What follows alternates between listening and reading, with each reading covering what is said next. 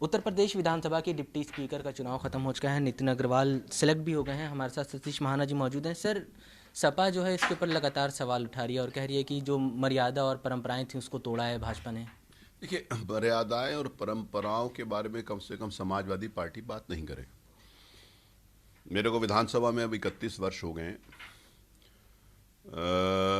श्री अखिलेश यादव जी की सरकार थी तो मैं हर सत्र में उपाध्यक्ष के चुनाव के लिए सुसंगत नियमों के अंतर्गत औचित्य के प्रश्न के ऊपर मैं अपनी बात उठाता था। बहुजन समाज पार्टी की सरकार थी तब भी मैं इस विषय को उठाता था। तो उपाध्यक्ष का एक संवैधानिक पद होता है जिसको विपक्ष के द्वारा प्रत्याशी देकर बातचीत करके उसका चुनाव होता है। तो इन्होंने कभी भी नहीं कराया। मतलब 2007 से लेकर अभी तक ये चुनाव नहीं हुआ उपाध्यक्ष का।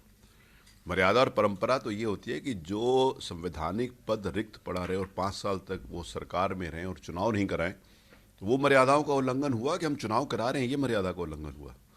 तो मर्यादाएं कम से कम जिन्होंने मर्यादाओं को तार तार किया और संवैधानिक संस्थाओं के महत्व को भी नहीं समझा और उपाध्यक्ष का चुनाव नहीं कराया, आज वो चुनाव होने के ऊपर हमारे को मर्यादा बताएंगे। बूथ कैप्चरिंग का भी आरोप लगा रहे हैं सपा के नेता। ये बूथ कैप्चरिंग का जो ये चुनाव हुआ है, ये सारे का सारा मीडिया के सामने हुआ है, लाइव हुआ है और सारा देश उसको देख रहा था। डीडी चैनल के ऊपर लाइव भी दिखाया जा रहा था और सारी मीडिया वहाँ पर विधानसभा में मीडिया की उपस्थिति में होता है। कम से कम इनको चुपचाप अपनी स्वीकार कर लेना चाहिए था हार को और इस प्रकार का कोई बयान नहीं देना चाहिए था। बूथ कैप्चरिंग हुई है तो बताएं ना कहाँ पर कौन सा बूथ कैप्चरिंग है, किसने करी है। ये इस प्रकार की बातें करना अनर्गल प्रलाप है कि जो अपनी खिसियाहट को छुपाने के लिए इस प्रकार के बयान दिए जाते हैं। पूरे की पूरी लाइव रिकॉर्डिंग है, विधानसभा के अंदर भी, विधानसभा के बाहर भी और नेशनल चैनल के ऊपर भी पूरा देश देख रहा था। तो कहाँ पर वहाँ पर बूथ कैप्चरिंग हुई है, जरा बताएं तो सही, इस जगह के ऊपर बूथ कैप्चरिंग हुई है। सर, प्रियंका गांधी उत्तर प्रदेश में काफ़ी ज़्यादा सक्रिय हैं। किसानों को लेकर भी लगातार मुद्दा उठा रही हैं किसानों का। जिस तरह से उत्तर प्रदेश सरकार की तरफ से एक आदेश आया था कि जब रेल रोको आंदोलन के दौरान अगर किसी ने धारा 144 का उल्लंघन किया तो एनएसए लगाया जाएगा।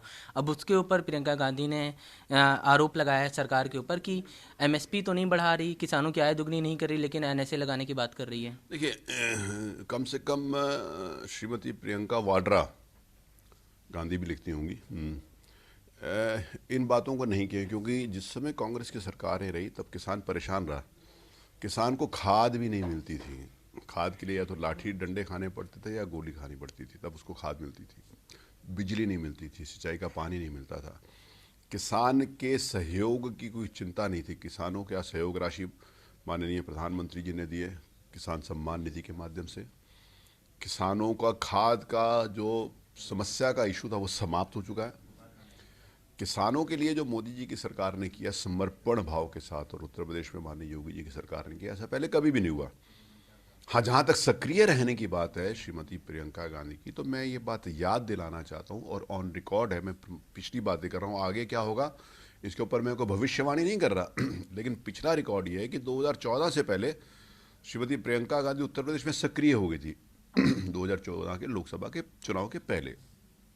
सब लोग जानते हैं, सारे टीवी सब चैनल्स जानते हैं, आपने भी दिखाया था, सब लोगों ने बड़े बढ़ चढ़ कर दिखाया था कि 2014 से पहले प्रियंका गांधी सक्रिय हो गई हैं, तो अब पता नहीं क्या परिवर्तन आ जाएगा। परिवर्तन आया। तो 2009 में उत्तर प्रदेश में कांग्रेस के पास 10 लोकसभा सीट थी। ये जब सक्रिय हुई 2014 में तो 2 रह गई। तो फिर इन्होंने थोड़ा और सक्रिय होने का काम शुरू किया और अखिलेश यादव जी के साथ मिलकर ये 2017 का चुनाव लड़े। तो दोनों भाई बहन सक्रिय और तेज हो गए।